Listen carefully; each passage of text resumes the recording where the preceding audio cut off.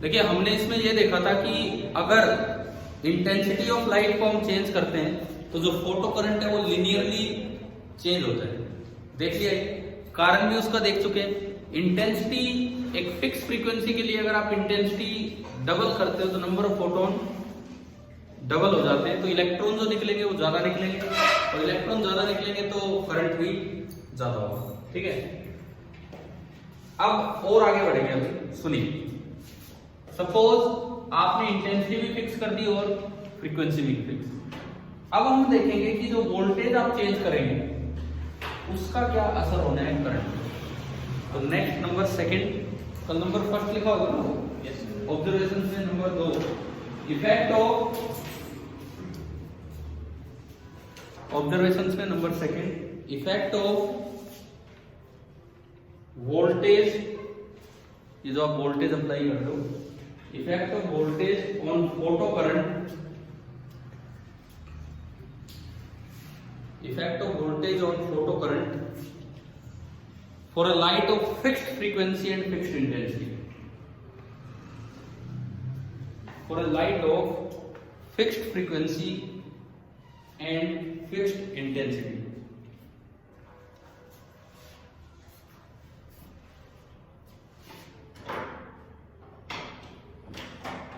अब इसको समझिए कि ये क्या चीज है, देखिए, और इसको समझिए क्या चीज है। ये लाइट आई, आपने ना तो इंटेंसिटी चेंज कर दी ना फ्रीक्वेंसी, आप केवल किसको चेंज करेंगे, वोल्टेज को। इसको ऊपर दबाया तो एक्सेलरेटिंग है, नीचे किया तो डिसेलरेटिंग, और इधर किया तो v की वैल्यू डिक्रीज होगी, आगे किया तो v की वैल्यू इंक्रीज। सीख लिया था ना हमने कल। अब देखते हैं, मान लो पर सेकंड 15 फोटोन आ रहे हैं एक यूनिट एरिया पे, पर सेकंड 15 फोटोन आ रहे हैं। तो मैंने कल समझाया था, क्या सारे फोटोन इलेक्ट्रॉन निकालने में सफल होंगे? नहीं। मैंने माना 10 इलेक्ट्रॉन निकल रहे हैं, इसमें से कुल मिला के मैंने कहा कि 10 इलेक्ट्रॉन निकलेंगे। हमने बताया था कि ये तो आंख मीच के निकलते हैं। ठीक है, आगे कोई संभालेगा तो ठीक है, नहीं तो भाई कुछ पहुंच जाएंगे कुछ नहीं पहुंचेंगे, ये हाल है। कोई इधर हो गया कोई इधर हो गया, कुछ पहुंच जाएंगे, जो एनर्जेटिक होंगे वो पहुंच जाएंगे, इस तरह का। तो सबसे पहली बात, ना लाइट की इंटेंसिटी चेंज करेंगे ना फ्रीक्वेंसी। इसका मतलब ये कल वाला ग्राफ था, इसको तो मैं हटाऊंगा। सबसे पहली बात ये है, 10 इलेक्ट्रॉन आए, आप अगर वोल्टेज ना भी लगाएं, मतलब सीधा एक कनेक्टिंग वायर लगा दी, वोल्टेज ना भी लगाएं तो भी हो सकता है 10 में से कुछ एनर्जेटिक ऐसे हों 5 जो बिना किसी एक्सटर्नल वोल्टेज की मदद के अपने आप पहुंच रहे हैं।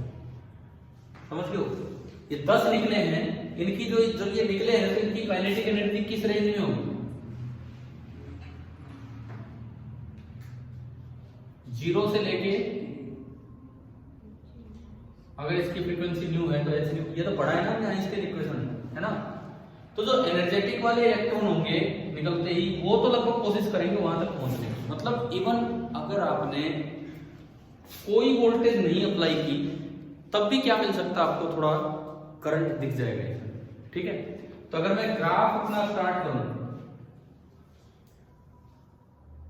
यहां मैं दिखा रहा हूं फोटो करंट, यहां मैं दिखा रहा हूं फोटो करंट, और इस साइड में ले रहा हूं वोल्टेज। अब वोल्टेज में भी मान लो पॉजिटिव साइड में दिखा रहा हूं एक्सेलरेटिंग वोल्टेज, क्योंकि यार वोल्टेज तो आप दोनों दे सकते हो, एक्सेलरेटिंग भी दे सकते हो डिसेलरेटिंग भी। और नेगेटिव साइड में दिखा रहा हूं कौन सी वोल्टेज, डिसेलरेटिंग वोल्टेज। एक साइड एक्सेलरेटिंग वोल्टेज और एक साइड डिसेलरेटिंग वोल्टेज। क्लियर है ये चीज? अब देखिए, सबसे पहली बात, जब कोई वोल्टेज नहीं लगी, क्या उस समय करंट मिला कि नहीं मिला? बताओ, अभी समझाया मैंने, नहीं मिला।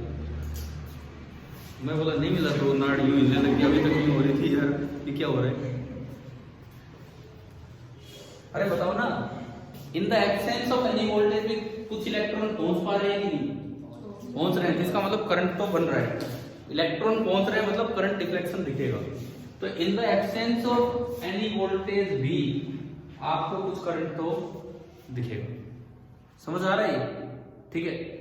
अब लेकिन ये करंट तो निकले तो थे 10 इलेक्ट्रॉन, लेकिन ये जो करंट है तो कितने इलेक्ट्रॉन्स की वजह से? 5। आप अगर और करंट बढ़ाना चाहते हो तो आपको एक्सेलरेटिंग वोल्टेज लगानी पड़ेगी कि डिसेलरेटिंग? बोलो भाई। आप अगर करंट बढ़ाना चाहते हो तो आप इलेक्ट्रॉन और बुलाना चाहोगे या कम करवाना चाहोगे? और बुलाना चाहेंगे तो इलेक्ट्रॉन को अट्रैक्ट करवाना चाहोगे, रिपेल करवाना चाहोगे? अट्रैक्ट करवाना चाहते हो तो एक्सेलरेटिंग वोल्टेज लगाएंगे डिसेलरेटिंग?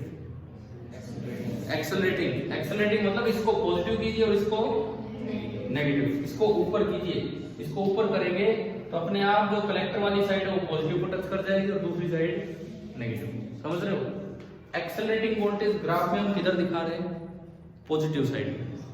ठीक है, क्लियर है? अब सुनो, मैंने 1 वोल्ट एक्सेलरेटिंग वोल्टेज लगाई, हो सकता है 5 की बजाय 6 इलेक्ट्रॉन पहुंच गए। 2 वोल्ट लगाई, हो सकता है 7 पहुंच गए। 5 वोल्ट लगाई, हो सकता है 8 पहुंच गए। समझ रहे हो ना ये चीज? कितने निकले थे? 10।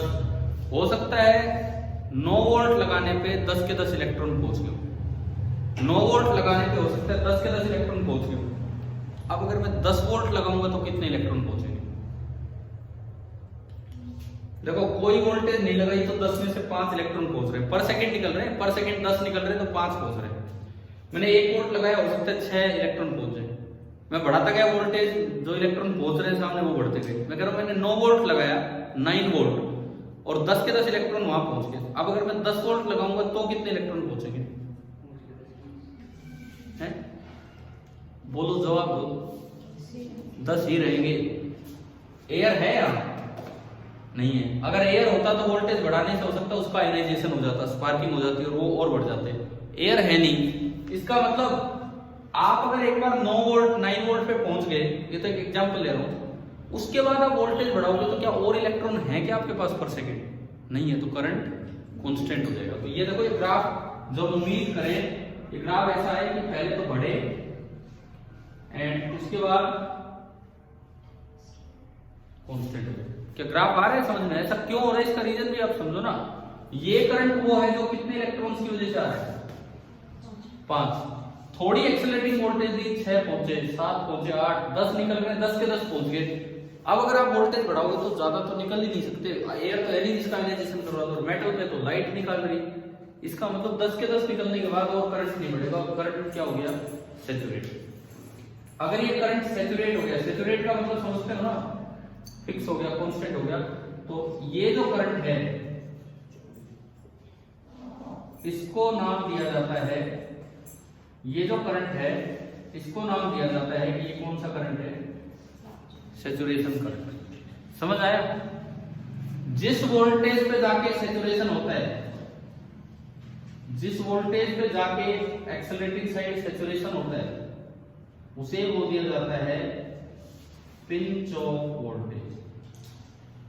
ये दो नाम समझ आ रहे हैं क्या?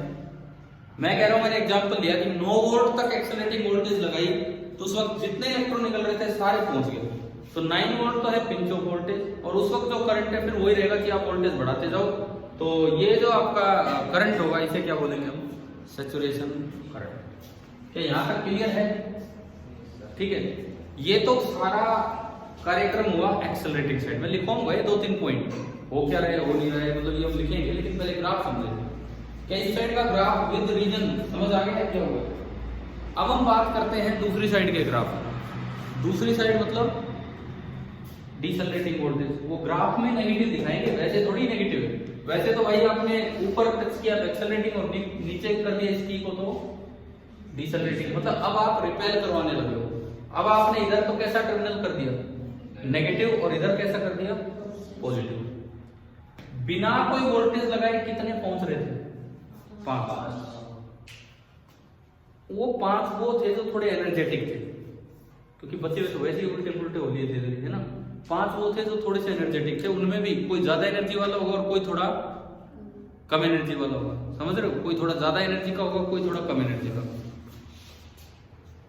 डिसेलरेटिंग वोल्टेज लगाने का मतलब है कि जैसे उनको डराना कि भाई तुम कहाँ आ रहे हो, रुक जाओ, उनको रिपेल करना।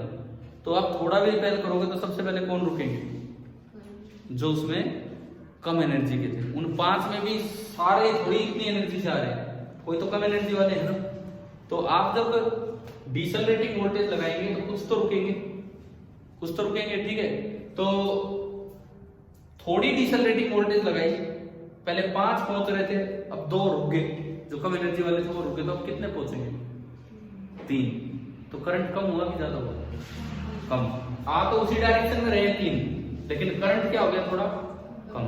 थोड़ी सी और वोल्टेज बढ़ाओगे तो इवन जो मोस्ट एनर्जेटिक है वो भी रुक जाएगा, क्योंकि आप अपोज कर रहे हो उसे।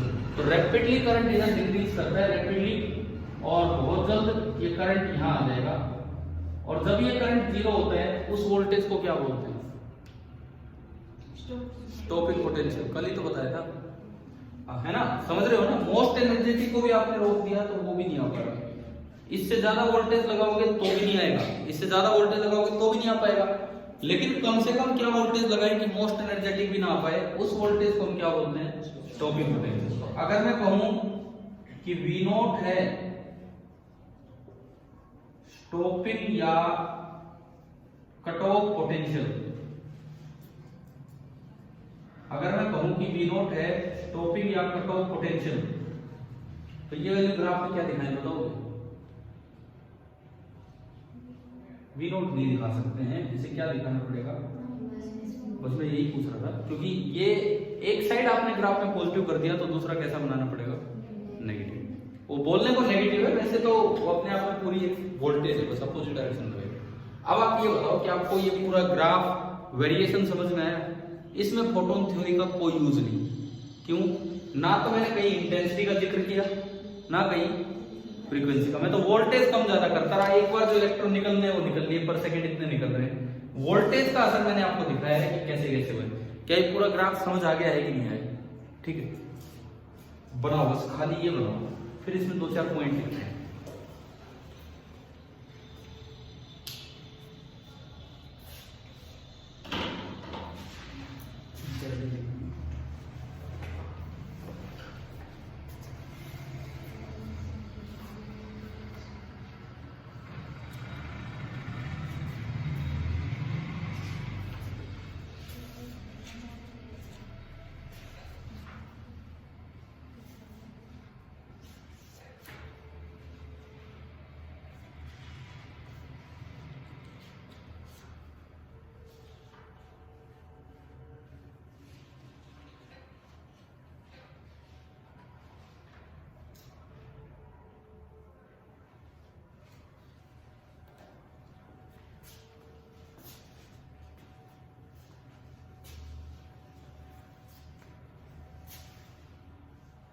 इस ग्राफ को ना बच्चे भाई याद भी करके चले जाते हैं ऐसे ग्राफ, परंतु जो सवाल आएंगे इस ग्राफ पे बेस्ड, छोटे छोटे 4 ऑप्शन बना के, वो तभी सोल्व हो पाएंगे जब आपको लॉजिक पता होगा कि ये क्यों हुआ, ये क्यों हुआ, इस वजह से।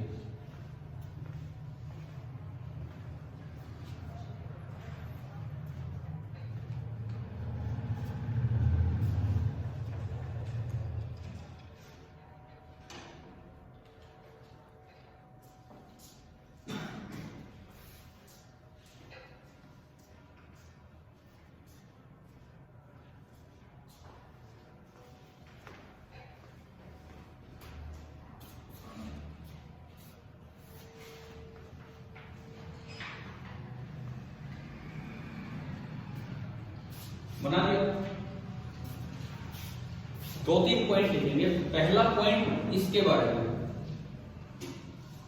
ये क्या है, ये पॉइंट क्या दर्शाता है यहाँ पे कि अगर मैक्सिमम ये कि अगर आपने वोल्टेज ना भी लगाई ना, खाली एक सर्किट पाथ प्रोवाइड किया तो भी थोड़ा सा करंट फ्लो करता है। लेकिन पहला point, some of the energetic electrons, some of the energetic electrons are able to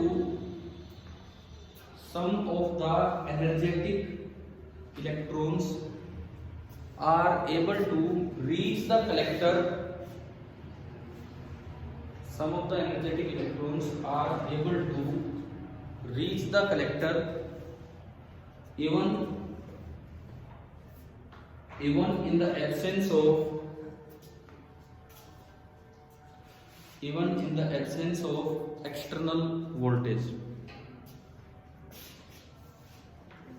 even in the absence of external voltage। Actually हर बच्चे की लिखने की स्पीड बहुत अलग अलग है, कुछ अंग्रेजी बहुत अच्छे से लिख पा रहे हैं, कुछ थोड़ा स्लो लिख पा रहे हैं। कोई बात नहीं, आप लिख रहे हैं। क्या लाइन लिख ली है कि नहीं, समझ आ गई है? ये कौन सा पॉइंट दिखाया हमने, ये वाला पॉइंट क्लियर है ना ये चीज। अच्छा दूसरी बात, अगर आप एक्सेलरेटिंग वोल्टेज लगाओगे, अगर आप एक्सेलरेटिंग वोल्टेज लगाओगे तो जो नहीं पहुंच पा रहे थे कुछ इलेक्ट्रॉन, वो भी इस वोल्टेज की मदद से आने लग जाएंगे और उससे फोटो करंट क्या होगा, इंक्रीज होगा। दूसरा पॉइंट ये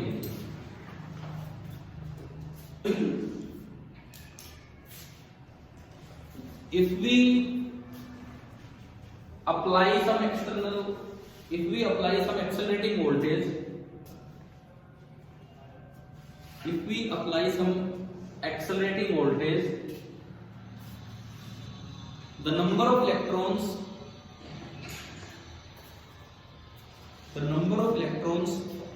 reaching the collector,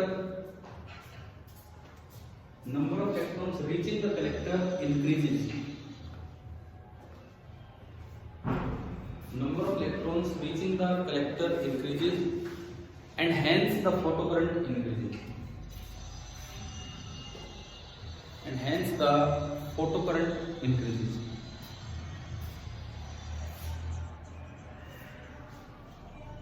अब मैं तीसरा पॉइंट इसके बारे में ला रहा हूं। ये कौन सा पॉइंट है, सैचुरेशन करंट का क्या मतलब है? मैक्सिमम क्या कि जितने इलेक्ट्रॉन निकल रहे हैं सारे के सारे अगर पहुंचने लग जाएं तो करंट कौन सा बन गया है, सैचुरेशन। तो ये लिखो, at a particular value of, at a particular value of accelerating voltage, at a particular value of accelerating voltage, जिसको कि क्या नाम दिया हमने, ब्रैकेट में लिख दो pinch of voltage.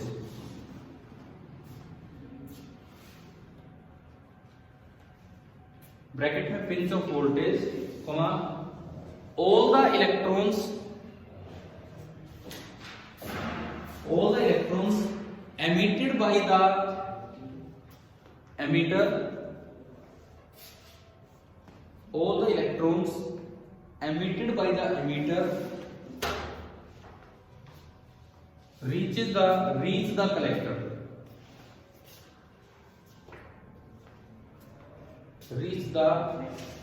emitted by the emitter reach the collector, ठीक है, and the current saturates,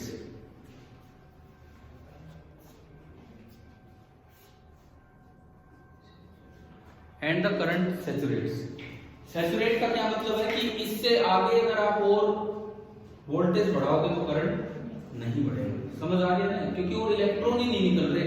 हाँ अगर एयर होती तो जरूर बढ़ता है। अगला पॉइंट, फिर मैं उसके बाद डिसलरेटिंग कहूंगा। अगला पॉइंट है ये, अगर मान लो आपने V एक्सेलरेटिंग वोल्टेज लगा रखी है, सपोज ये माइनस ये प्लस, ऐसे मत दिखाना आप उसमें, और आपने वोल्टेज कितनी प्रोवाइड कर रखी है, V। तो बताओ यहां पहुंचने वाले इलेक्ट्रॉन्स की काइनेटिक एनर्जी क्या रेंज में होगी, किस रेंज की होगी? अगर यहां से वोल्टेज आपने V लगाया तो जो इलेक्ट्रॉन यहां पहुंचेंगे, हाँ लगभग सही बता रहे, EV से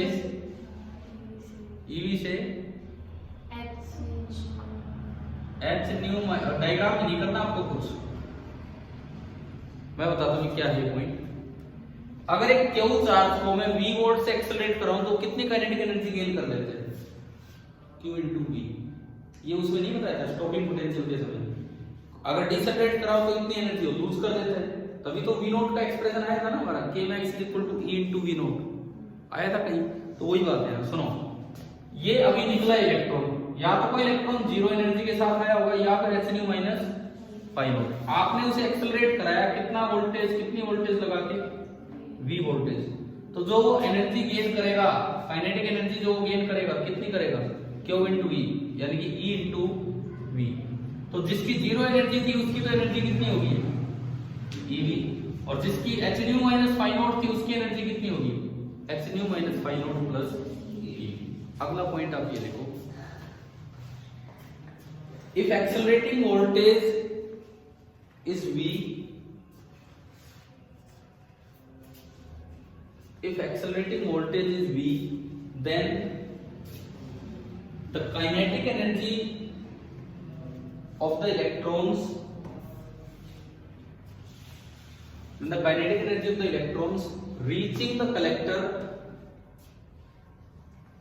kinetic energy of the electrons reaching the collector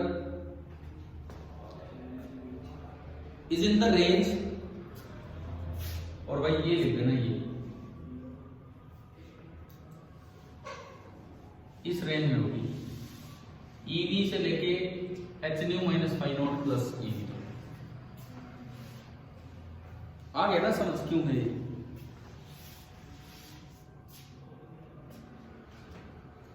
तो डाउट है कि इसमें कैसे लिखा है, कितनी एनर्जी बढ़ी होगी हर इलेक्ट्रॉन की।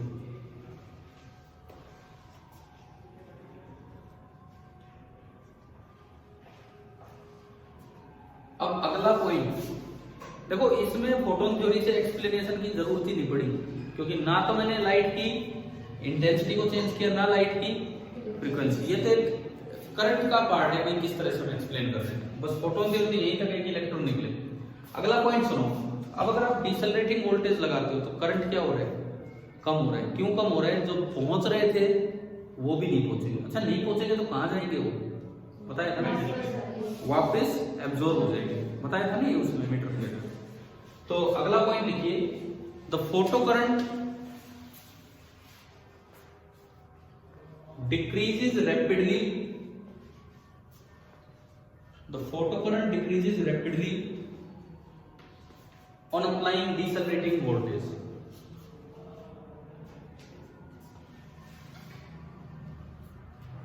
On applying decelerating voltage.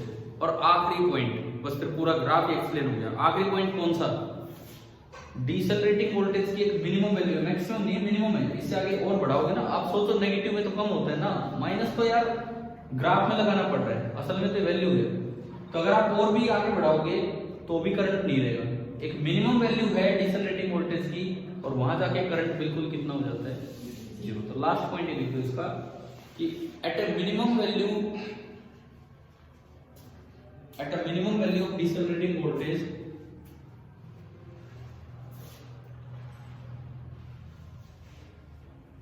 called stopping potential,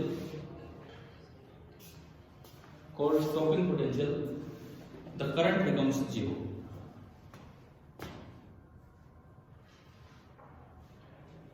और इस V नॉट का एक्सप्रेशन हमने कल निकाल रखा है, KE max is equal to, बोलो बस E इंटू वी नॉट, कोई E minus phi naught why not नहीं, KE max is equal to small e into V naught, बताया था ना ये, तो उससे वी नॉट आ जाता है। अब एक बार ये क्लियर करो, क्या ये ग्राफ आपको पूरा समझ आ गया है कि नहीं? पिंच ऑफ वोल्टेज क्या होती है, सैचुरेशन करंट क्या होता है, स्टॉपिंग पोटेंशियल क्या होता है, उधर क्या हुआ है और इधर क्या हुआ है। फोटोन आए थे 15 पर सेकंड, लेकिन इलेक्ट्रॉन कितने निकले, 10। इतने तो निकलते नहीं, 10 में से भी अपने आप कितने पहुंच रहे थे, 5। ऐसा नहीं आधे पहुंचेंगे, मैं तो कुछ भी मान लिया। अगर सबको पहुंचाना है तो इनको एक्सेलरेट कराओ, उधर अट्रैक्ट करो, है ना। और जब सारे बुला लिए उसके बाद से वोल्टेज और बढ़ाते रहो, फिर करंट नहीं बढ़ेगा। अच्छा अगर रिपेल करवाने लगते तो बहुत जल्दी जल्दी ये करंट डिक्रीज होगा, और एक स्टेज ऐसी आएगी कि जब ये कितना हो जाएगा, 0, और उससे ज्यादा भी वोल्टेज लगाओगे तो ये 0 पे रहेगा। ये ग्राफ अगर आगे पूछा जाए तो ये 0 पे ही रहता है इधर, बस ये इधर कंटिन्यू हो जाता है। क्या ये समझ आ गया?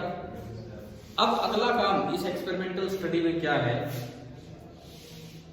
यही ग्राफ दोबारा प्लॉट करेंगे, दोबारा से एक लाइट डालेंगे जिसकी इंटेंसिटी भी फिक्स करेंगे, फ्रीक्वेंसी भी फिक्स, लेकिन पिछली लाइट से अलग। पिछली लाइट की फ्रीक्वेंसी न्यू थी, इस दूसरी लाइट की भी फ्रीक्वेंसी तो न्यू रखेंगे, मतलब पहले रेड लाइट थी तो अब भी रेड ही डालेंगे, लेकिन पिछली बार इंटेंसिटी कम थी तो इस बार इंटेंसिटी बढ़ा के डालेंगे। समझ में आ रहा है? मैंने एक बार ये ग्राफ देख लिया, अब मुझे क्या देखना है कि अगर मैं इंटेंसिटी चेंज करूं तो ये जो सैचुरेशन करंट है, कट ऑफ पोटेंशियल है, पिंच ऑफ वोल्टेज है, इन पे क्या फर्क पड़ता है। नेक्स्ट नंबर 3, तीसरी ऑब्जर्वेशन, इफेक्ट ऑफ तीसरा आप लिखिए, effect of intensity of incident radiation, effect of intensity of incident radiation on saturation current and stopping potential. Effect of intensity of incident radiation on saturation current and stopping potential. अब सुनो, खाली intensity का असर देखना है, खाली intensity का। आपने लाइट डाली, फ्रीक्वेंसी पहले वाली रखी, लेकिन मान लो आपने इंटेंसिटी क्या कर दी, डबल या हायर इंटेंसिटी। आप बताओ, अगर फ्रीक्वेंसी सेम रखता हूं, इंटेंसिटी डबल करता हूं, तो क्या एक पैकेट की एनर्जी इंक्रीज होगी या नहीं? बोलो। मैंने लाइट वही डाली है, फ्रीक्वेंसी सेम, मैंने इंटेंसिटी बढ़ा दी, तो एक पैकेट जो आ रहा है उसकी एनर्जी सेम रहेगी या बढ़ेगी? बताओ, अभी नहीं बता पा रहे कई बच्चे। बढ़ेगी। एक पैकेट की एनर्जी का फॉर्मूला क्या था? H new. जब तक लाइट चेंज नहीं होगी, एक पैकेट की एनर्जी चेंज नहीं होगी। हमने बताया ना यार, 2 दिन लगाया, वही एग्जांपल ले लेंगे किस तरह से, समझ रहे हो ना। जब तक लाइट चेंज नहीं होगी, एक पैकेट की एनर्जी चेंज नहीं होगी। तो आपने क्या किया, सेम फ्रीक्वेंसी की लाइट डाली, तो अब भी एक पैकेट की एनर्जी तो उतनी है, लेकिन इंटेंसिटी बढ़ा दी। हमने पढ़ा था नंबर ऑफ फोटॉन्स किसके प्रोपोर्शनल होता है? Intensity upon frequency. याद है ना ये बात? फ्रीक्वेंसी आपने सेम रखी, इंटेंसिटी बढ़ा दी, तो बताओ नंबर ऑफ फोटोन बढ़े कि नहीं बढ़े? बढ़े ना, नंबर ऑफ फोटोन बढ़े। क्या एक फोटोन की एनर्जी बढ़ी है? ध्यान से चलते रहो साथ साथ। नंबर ऑफ फोटोन बढ़े, लेकिन एक फोटोन की एनर्जी नहीं बढ़ी। क्लियर है यहां तक? उसके बाद वो फोटोन आए, पहले 15 फोटोन आ रहे थे, अब मैंने माना कि कितने फोटोन आ गए? 30। तो इलेक्ट्रॉन उतने ही निकलेंगे कि ज्यादा निकलेंगे? बताओ। पहले 15 फोटोन आ रहे थे, उससे कुछ इलेक्ट्रॉन निकले, अब 30 फोटोन आ गए, तो इलेक्ट्रॉन उतने ही निकलेंगे, ज्यादा निकलेंगे? ज्यादा। एक इलेक्ट्रॉन एक ही फोटोन पर ऑब्जर्व करते हैं, तो ज्यादा इलेक्ट्रॉन्स को ये अवेलेबल हो गए, समझ गए हो ना। तो मान लो पहले 10 इलेक्ट्रॉन निकल रहे थे, जरूरी नहीं कि ये डबल हुआ तो ये भी डबल हो, पता नहीं कितना क्या होगा, अब कुछ और बढ़ गया, फिर भी चलो हमने डबल माना, 15 से 30 हुए, हो सकता है ये 10 से कितने हो गए? 20। ठीक है ना, मे भी 10 से 20 इलेक्ट्रॉन हो गए। क्या इलेक्ट्रॉन की मैक्सिमम काइनेटिक एनर्जी में कोई फर्क पड़ा है? उतनी है जितनी पहले आ रही। भाई E max Ke max का क्या फॉर्मूला है? h nu minus phi। h तो कांस्टेंट है, क्या न्यू चेंज हुआ है? नहीं हुआ। h न्यू से क्या मेटल चेंज हुआ है? नहीं हुआ। तो क्या एक निकलने वाले इलेक्ट्रॉन की मैक्सिमम काइनेटिक एनर्जी में कोई फर्क पड़ा है? नहीं। मतलब एनर्जी लगभग उतनी होगी, लेकिन पहले कम इलेक्ट्रॉन निकल रहे थे और अब ज्यादा निकले। ये बात आई समझ में? सैचुरेशन करंट कौन सा करंट होता है? जब सारे के सारे इलेक्ट्रॉन पहुंच जाए। पहले 10 ही पहुंच रहे थे, अब कितने पहुंचेंगे? 20। तो बताओ सैचुरेशन करंट बढ़ेगा या सेम रहेगा? बढ़ेगा। सैचुरेशन करंट बढ़ेगा, इंटेंसिटी आपने बढ़ाई, सैचुरेशन करंट बढ़ेगा। एक चीज आई समझ में? क्यों बढ़ाई? आगे क्या समझ में? इंटेंसिटी बढ़ाई, फ्रीक्वेंसी सेम रखी, तो नंबर ऑफ फोटोन बढ़ गए, उससे निकलने वाले इलेक्ट्रॉन बढ़ गए। और सैचुरेशन करंट का मतलब था कि जब सारे के सारे इलेक्ट्रॉन जो निकले वो पहुंच जाए, तो इलेक्ट्रॉन निकले ही ज्यादा है, तो अपने आप सैचुरेशन करंट क्या होगा? ज्यादा होगा। ये बात आई समझ में? पिच ऑफ वोल्टेज अपने आप बढ़ेगी। कारण क्या है कि भाई पहले तो थोड़े से इलेक्ट्रॉन को एक्सेलरेट करवाना था, अब ज्यादा को पहुंचाना है, तो थोड़ा और हाई वोल्टेज पे जाके ऐसा हो पाएगा। समझ रहे हो? अब मैं बात करूं इधर cut off potential. Cut off potential बढ़ेगा या सेम रहेगा? क्यों? क्योंकि देखो कट ऑफ पोटेंशियल आपने पढ़ा और अपने पास आइंस्टाइन इक्वेशन है Ke max is equal to E into V naught. भाई पहले 10 निकल रहे थे, अब 20 निकल गए, कोई बात नहीं। क्या एक इलेक्ट्रॉन एक ही पैकेट लेके आ रहे हैं, 2 पैकेट भी ले सकते हैं? एक। अगर एक इलेक्ट्रॉन 2 पैकेट लेने लग गया फिर तो वर्क फंक्शन का मतलब ही नहीं है कुछ। क्यों नहीं है? जैसे हमने कहा कि वर्क फंक्शन का मतलब मिनिमम एनर्जी इतनी हो तब जाके इलेक्ट्रॉन निकलेगा। सपोज किसी का वर्क फंक्शन है 3 इलेक्ट्रॉन वोल्ट और आप उस पर 1 इलेक्ट्रॉन वोल्ट का फोटोन डाल रहे हो, तो क्या इलेक्ट्रॉन निकल आएगा? नहीं निकलेगा ना। वर्क फंक्शन है 3 इलेक्ट्रॉन वोल्ट और मैं एनर्जी ऑफ पैकेट डाल रहा हूँ 1 इलेक्ट्रॉन वोल्ट, तो नहीं निकलेगा।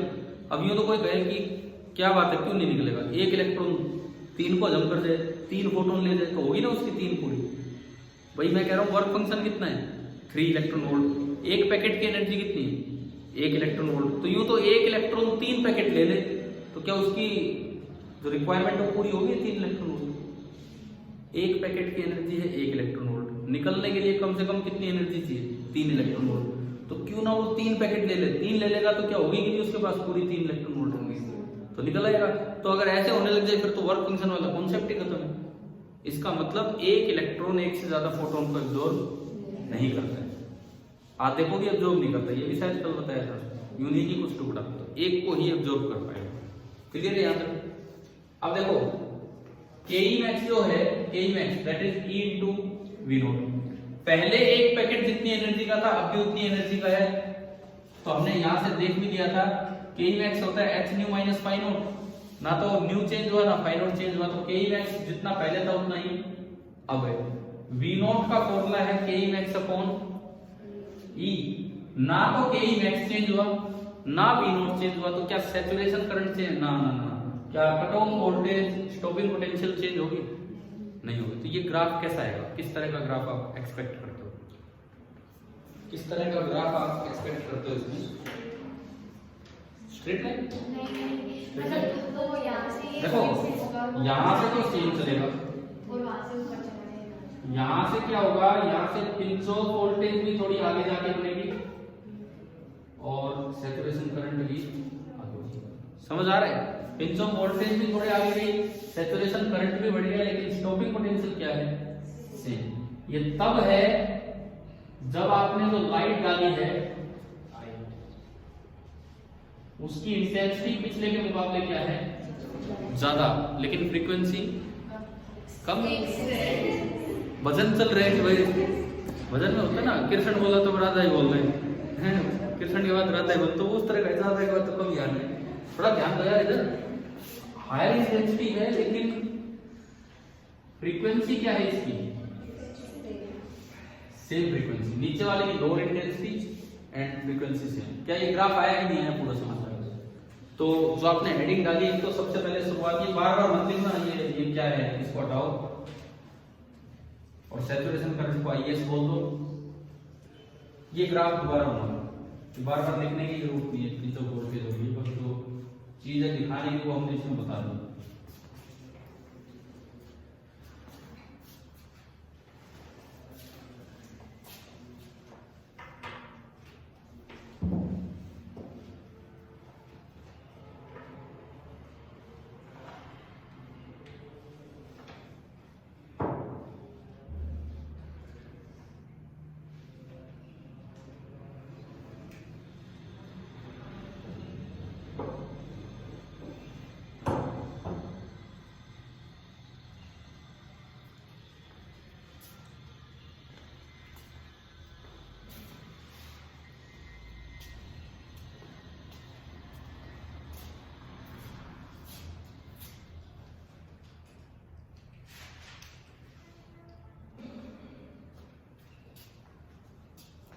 अच्छा ये करंट क्यों बढ़ गया? ये जो 0 वोल्टेज वाला करंट है,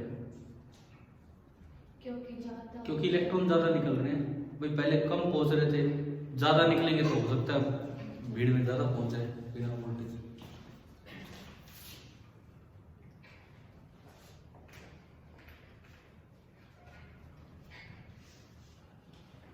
क्या ये बात आ गई क्या समझ में? देखो कोई भी ग्राफ हम बिना लॉजिक नहीं बना रहे हैं, एक एक चीज का लॉजिक दिया जा रहा है कि क्यों है। तो इसमें 2 बातें लिखने लायक हैं, 2 बातें।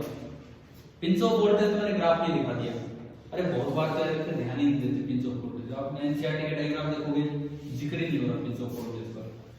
जो मेन बात है हाई इंटेंसिटी पे सैचुरेशन करंट तो क्या हो गया, हाई हो गया, लेकिन स्टॉपिंग पोटेंशियल क्या है, सेम। तो दो बातें इस ग्राफ की लिखते हैं। बना लिया ग्राफ, देखो पहला point, for a given frequency, for a given frequency of incident radiation, for a given frequency of incident radiation, the stopping potential is independent of intensity.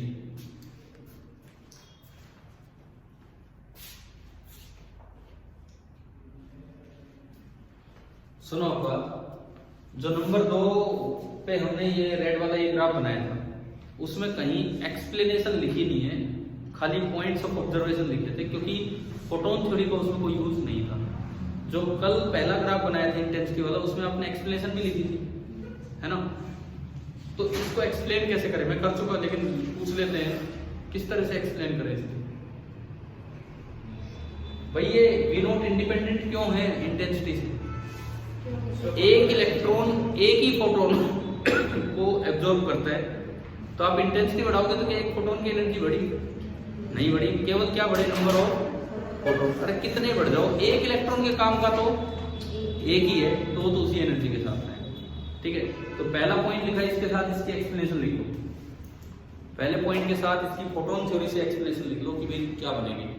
मैं बोल देता हूं,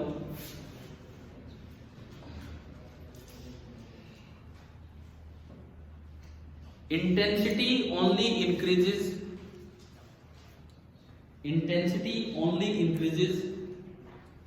the number of photons. Intensity only increases the number of photons and not the energy of each photon.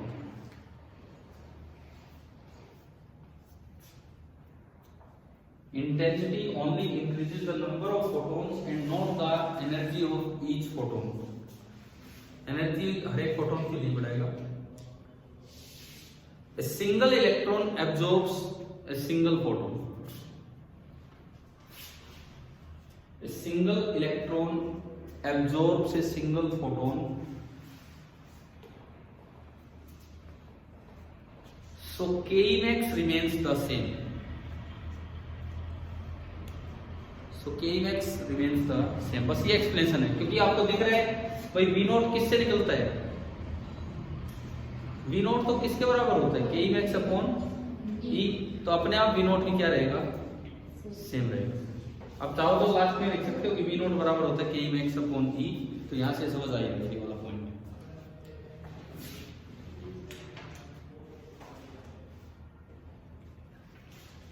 और दूसरा जो point observe किया हमने graph में कि सैचुरेशन करंट बढ़ रहा है अगर इंटेंसिटी ज्यादा ले, लिखो हायर सैचुरेशन करंट, दूसरा पॉइंट इसी के अंदर, higher saturation current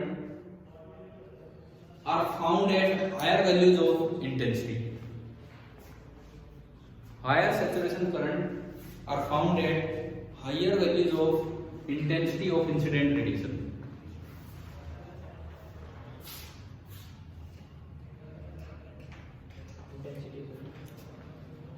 incident radiation intensity, और इसकी एक्सप्लेनेशन, इसका क्या रीजन है, फोटोन थ्योरी से फ्रीक्वेंसी फिक्स है, इंटेंसिटी बढ़ा दी तो नंबर ऑफ फोटॉन्स बढ़े, तो इसका मतलब जो नंबर ऑफ फोटो इलेक्ट्रॉन निकले वो भी बढ़े, और सैचुरेशन करंट का तो मतलब ये था कि सारे के सारे बढ़े। तो क्या रह गया, कुछ रह गया, इंसिडेंट रेडिएशन बोला था मैंने लास्ट में। अब इसकी एक्सप्लेनेशन लिखी है, एक्सप्लेनेशन ये छोटे छोटे क्वेश्चन बन जाते हैं, इनको एक्सप्लेन करो कैसे फोटोन थ्योरी से। फॉर अ गिवन न्यू मतलब frequency, for a given new the number of photons increases, for a given nu the number of photons increases with the intensity of light, increases with the intensity of light, so number of photoelectrons emitted So number of photoelectrons emitted also per second. Number of photoelectrons emitted per second also increases. बस ये explanation है, वही photo current होता है। ये छोटे छोटे point है यार। क्या ग्राफ बिल्कुल क्लियर हो रहे हैं कि नहीं? फोटोन थ्योरी देखो, पहले फोटोन थ्योरी पढ़ने का ये फायदा हुआ है, आपकी बुक की जो सीक्वेंस है ना एनसीईआरटी की, वो पहले केवल इफेक्ट बताती है, फोटो इलेक्ट्रिक इफेक्ट, फिर वेव थ्योरी से बताएगी वो कैसे फेल हुआ, फिर फोटोन थ्योरी आएगी और फिर फोटोन थ्योरी से एक्सप्लेन करना आएगा। तो हमने फोटोन थ्योरी पहले पढ़ के पॉइंट्स को समझना आसान कर दिया अपना, और कुछ नहीं तो बस ये रिजल्ट की तरह याद करते कि ये ग्राफ ऐसा है, ये ऐसा है, इस तरह से। क्या क्लियर हो गया ये? अब एक और चीज देखनी है। अभी हमने क्या किया, एक ग्राफ पहले बना रखा था, दूसरा ग्राफ बनाया कैसे उसकी लाइट की इंटेंसिटी चेंज करनी। अब मैं एक ग्राफ पहले बना रखा था, एक और ग्राफ बनाऊंगा, लेकिन मैं क्या चेंज करूंगा, लाइट की फ्रीक्वेंसी। लाइट की मैं फ्रीक्वेंसी चेंज करूंगा, ठीक है ना।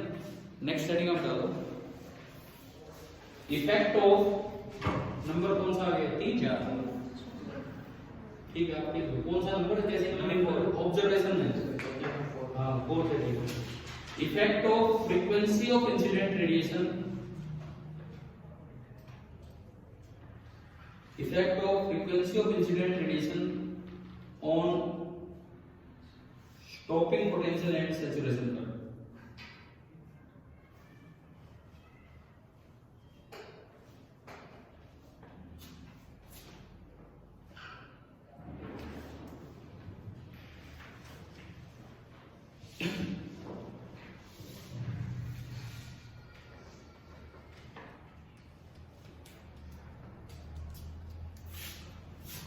लेकिन ये जब अब की बार जब हम बनाएंगे तो कुछ इस तरह की एडजस्टमेंट करते हैं कि इंटेंसिटी इस तरह से कंट्रोल करते हैं कि नंबर ऑफ फोटॉन्स क्या रहे सेम।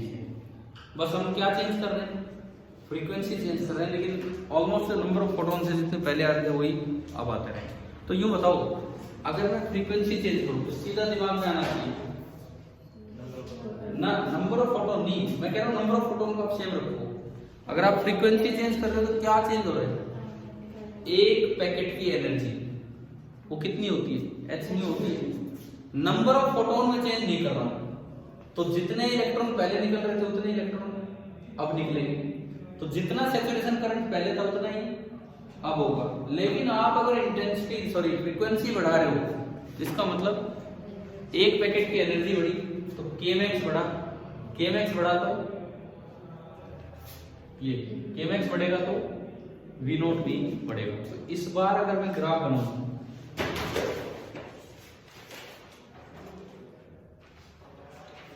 अगर फ्रीक्वेंसी को डिक्रीज करेंगे तो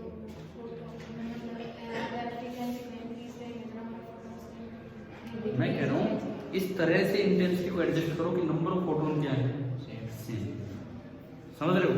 इस तरह से इंटेंसिटी को एडजस्ट कर दिया कि नंबर ऑफ फोटॉन्स क्या हैं सेम। समझ आ रहा है कि कोई नंबर ऑफ फोटॉन्स सेम है तो क्या जितने इलेक्ट्रॉन पहले निकल रहे थे उतने निकलेंगे कि नहीं। अगर नंबर ऑफ फोटॉन्स सेम है तो निकलने वाले इलेक्ट्रॉन्स भी सेम होंगे, लेकिन आपने फ्रीक्वेंसी बढ़ा दी, फ्रीक्वेंसी बढ़ा दी तो इसका मतलब एनर्जी बढ़ी, एनर्जी बढ़ी तो स्टॉपिंग पोटेंशियल भी क्या होगा, इंक्रीज। मतलब ये जो ग्राफ आएगा ना, ये ऐसा आएगा कि यहां तो सेम हो जाएगा, समझ रहे हो क्या। ये वाला जो ग्राफ है ये तो है लो फ्रीक्वेंसी पे, और ये वाला ग्राफ किस पे है, हाई फ्रीक्वेंसी पे। बना दो पहले,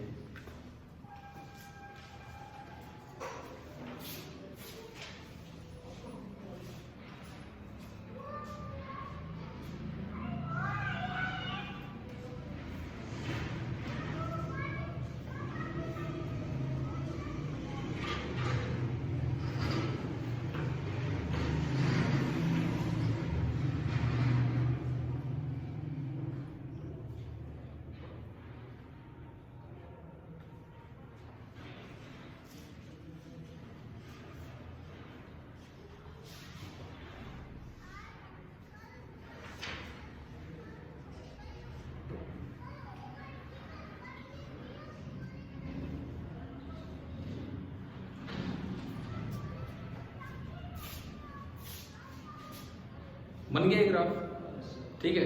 अब इसमें लिखो एक पॉइंट और बस फिर उसको एक्सप्लेन करेंगे। देखो जब इंटेंसिटी चेंज की जाती है तो उसका इफेक्ट फ्रीक्वेंसी ना, उसका इफेक्ट वी नॉट पे नहीं, उसका इफेक्ट कहां दिखता है, सैचुरेशन करंट पे। और एक चीज और दिमाग में रखना, सैचुरेशन करंट डायरेक्टली प्रोपोर्शनल नहीं होता इंटेंसिटी के, जस्ट प्रोपोर्शनल होता है। बढ़ेगा, इंटेंसिटी बढ़ी है तो करंट बढ़ेगा, सैचुरेशन करंट। लेकिन ऐसा नहीं होता कि सैचुरेशन करंट एग्जैक्टली क्या हो जाए, डबल हो जाए। कल आपने एक और चीज पढ़ी थी, वो सैचुरेशन करंट के बारे में थी, वो ग्राफ स्ट्रेट लाइन आया था, वो तो डायरेक्टली प्रोपोर्शनल बनाता है। वो तो जनरल करंट था कि आप एक फिक्स वोल्टेज पे इंटेंसिटी डबल कर रहे हो तो करंट भी क्या हो रहा है, डबल। लेकिन आज मैं सैचुरेशन करंट की बात कर रहा हूँ। इंटेंसिटी बढ़ाने पे सैचुरेशन करंट प्रोपोर्शनल होता है, लेकिन एग्जैक्टली डबल होगा ये कोई जरूरी नहीं होता है। याद हो जाएगी ये बात, है ना। अब इधर होगा इस पे, तो इस पे हमें क्या ऑब्जर्वेशन मिल रही है, यहाँ पे लिख लो। यहाँ पे एट हाई फ्रीक्वेंसी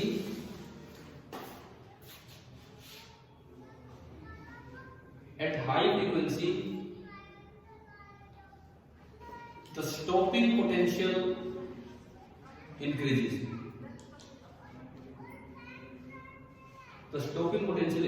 अब एक्सप्लेनेशन, एक लाइन की एक्सप्लेनेशन कैसे भाई, आप फ्रीक्वेंसी बढ़ाओगे तो एनर्जी ऑफ ईच फोटोन बढ़ेगा, और एक इलेक्ट्रॉन तो एक पैकेट को लेकर बाहर निकलता है तो वो ज्यादा एनर्जी के साथ बाहर आएगा।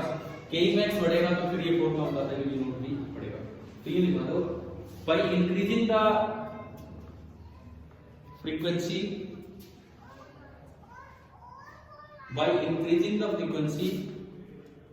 the energy of each photon increases. By increasing the frequency, the energy of each photon increases. So Kemax increases. Kemax increases क्योंकि Kemax का फॉर्मूला क्या है, h nu minus phi nu, है ना। Kemax इंक्रीज हो गया, so V naught also increases.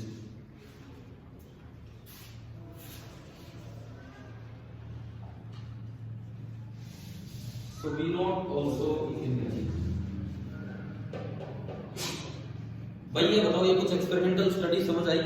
अब देखो ये बुक में ना दो अलग से पॉइंट लिखते हैं लास्ट में, मैं लिखवा नहीं रहा हूं, आप सुन लीजिए कि अगर ये हो चुके हैं तो। ये लिखता है कि ये सारी ऑब्जर्वेशन से हमें दो इंप्लीकेशंस मिलते हैं। पेज नंबर 392 पे लिखा हुआ है। नंबर 1, पहली बात सुनिए, maximum kinetic energy varies linearly with the frequency. Maximum kinetic energy varies linearly with the frequency. ये मैंने आइंस्टीन की फोटो इलेक्ट्रिक इक्वेशन के ग्राफ बनाए थे, वो जो बीच में आके रुकता है और नीचे डेड डेड है, समझ गए हो क्या वो वाले ग्राफ। Kemax का न्यू के साथ उसकी स्लोप h आई थी और इस तरह से, समझ गए हो। तो पहला पॉइंट तो ये देता है कि maximum kinetic energy of photo electrons varies linearly with frequency but is independent of intensity. आप जब तक फ्रीक्वेंसी सेम रखोगे, इंटेंसिटी चेंज करोगे तो Kemax चेंज नहीं होगा, वो केवल एक पैकेट की एनर्जी पे डिपेंड करता है। पहला पॉइंट तो ये है। दूसरा पॉइंट क्या है, सुनो कि for a frequency nu of incident radiation, कोई पर्टिकुलर न्यू आपने फिक्स कर दिया, lower than the cut off frequency nu naught, no photoelectric emission is possible even if the intensity is large. कल आ गया ये पॉइंट, वो जो ग्राफ बने थे, क्या न्यू नॉट से नीचे ग्राफ आता है, वो न्यू नॉट से पहले नहीं आता। तो ये कह रहा है अगर new not cut off frequency है, उससे कम फ्रीक्वेंसी की आप लाइट डालोगे, कितनी तीखी लाइट डाल लो, मतलब कितनी हाई इंटेंसिटी की लाइट डाल लो, एक भी इलेक्ट्रॉन नहीं निकलना। क्यों? आप इंटेंसिटी बढ़ाओगे तो क्या एक पैकेट की एनर्जी बढ़ रही है क्या? केवल आप क्या बढ़ा रहे हो, पहले 10 फोटोन डाले, नहीं डाले कोई बात नहीं, 100 डाल दिए, अरे कितने डालो, एक इलेक्ट्रॉन को तो एक से मतलब होता है, आप उतनी एनर्जी के डाल रहे हो तो क्या वो कभी निकल पाएंगे उससे? क्या ये दोनों पॉइंट समझ आ गए? इन पे किस तरह का सवाल आ जाता है सुनिए। केवल अगर इसी में देखा जाए तो यूं आ जाता है कि जैसे ये कोई एक मेटल है, ये कोई एक मेटल है, आपको बोला गया है, आपको ये दिया गया है कि भाई ग्रीन लाइट मैंने इस पे डाली, ग्रीन लाइट इस पे डाली और उससे इलेक्ट्रॉन एमिट हो रहा है। ग्रीन लाइट डाली, उससे इलेक्ट्रॉन एमिट हो रहे हैं। अब ब्लू लाइट डालने पे एमिट होगा कि नहीं होगा? सवाल एक बार में समझने की कोशिश करो। मैंने ग्रीन लाइट डाली, उससे इलेक्ट्रॉन एमिट हो रहे हैं, तो क्या ब्लू लाइट डालने पे इलेक्ट्रॉन एमिट होगा कि नहीं होगा?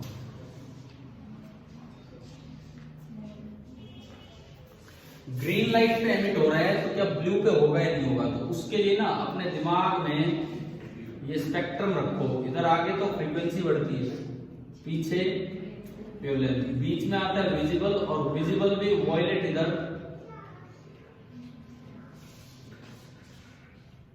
इस तरह चलता है, वॉयलेट से रेड की तरफ।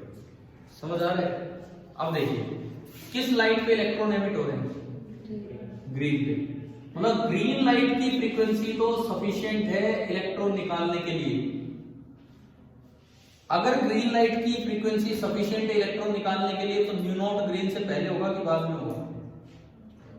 पहले ही तो होगा, तभी तो इलेक्ट्रॉन निकले हैं, क्योंकि फोटो इलेक्ट्रिक एमिशन के लिए new must be greater than new not.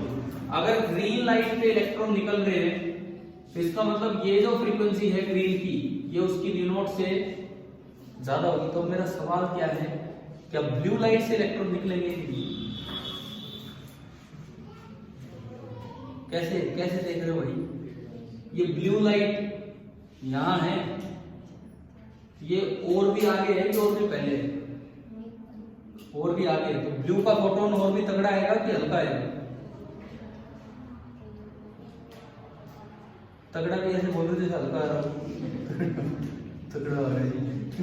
अरे यार इधर देखो ना, इसमें थोड़ा बड़ा करके दिखाऊंगे इस डायग्राम को, ये समझ आ रही है? देखो कोई एक भी बच्चा सही जवाब नहीं दे रहा था। मैंने पूछा कि ये मेटल है, इस पे ग्रीन लाइट डाली तो उससे इलेक्ट्रॉन निकल रहा था, तो मैंने पूछा कि बताओ ब्लू लाइट डालने पे इलेक्ट्रॉन निकलेगा या नहीं? निकलेगा या नहीं? ग्रीन लाइट डाली, उस पे इलेक्ट्रॉन निकला, मतलब ग्रीन लाइट की जो फ्रीक्वेंसी है वो उसकी cut off frequency, threshold frequency से ज्यादा है। समझ लो, यानी कि इसका जो न्यू नॉट है ना, वो ग्रीन की फ्रीक्वेंसी से पहले है। अब मेरा सवाल है कि क्या ब्लू लाइट डालने पे इलेक्ट्रॉन निकलेगा? तो यार ब्लू की फ्रीक्वेंसी तो और भी ज्यादा है ना, तो ब्लू का फोटोन तो और भी तगड़ा आएगा।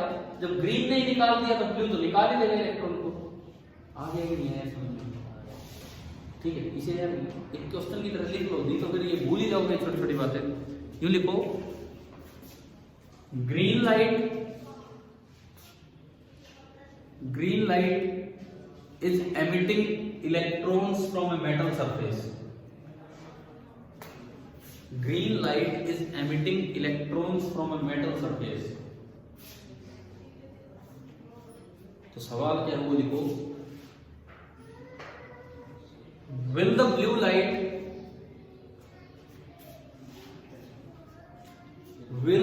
light ये क्वेश्चन है यहाँ पे, will the blue light be able to emit the electron or not? Will the blue light be able to emit the electron or not? बताओ क्या जवाब होगा? समझ आ गया कि नहीं? आंसर ही लिख दो बस, यस, बाकी समझते रहना अपने। अगला सवाल सेम पहले लाइन लिखो, बिल्कुल same. Green light is emitting electron from a metal surface. Green light is emitting electron from a metal surface.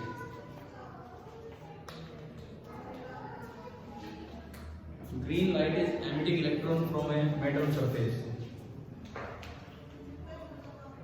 Will the red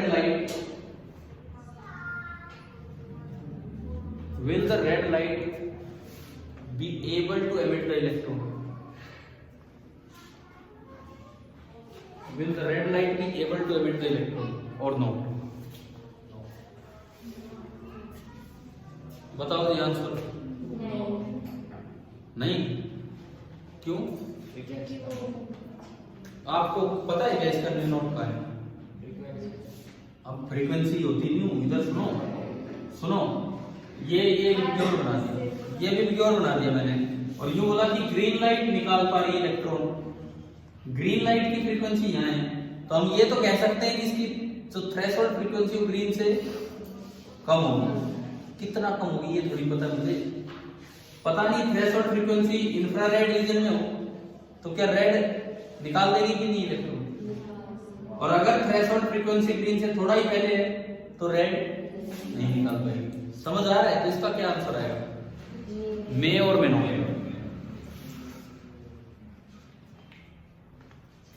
मे और मे नॉट बी। तो भाई अभी बताओ, क्या ये आज एक्सपेरिमेंटल स्टडी पूरी समझ आई कि नहीं? फोटो इलेक्ट्रिक एक एक ग्राफ एक एक पॉइंट क्लियर हुआ है?